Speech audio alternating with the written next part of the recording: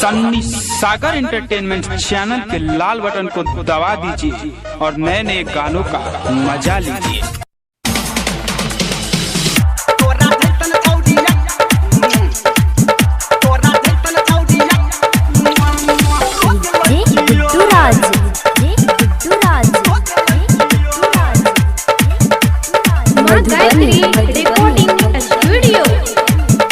अभी आप सुन रहे हैं राइटर सनी सागर को। कोडे नहीं गुमान छौड़ी गोरे गोरे गाल का दुनिया में कमी नहीं चे सुन है के माल का होटा बसा टाकला भटोज दै छिए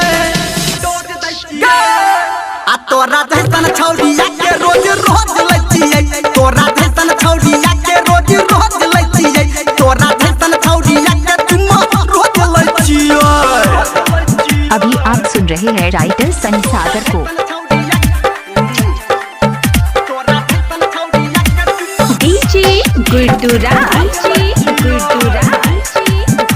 अभी आप सुन रहे हैं राइटर सनी सागर को। रंग बिरंग देखली यही सामान गे तोरा बाद एले तोहरा पे ध्यान गे हाँ हाँ रंग बिरंग देखली यही सामान गे तोरा बाद एले तोहरा पे ध्यान गे देबही त दे आई खोज ले छिए आ तोरा जैसन छौड़िया के रोज रोज ले छिए तोरा जैसन छौड़िया के रोज रोज ले छिए तोरा जैसन छौड़िया के तुम रोज ले छिए।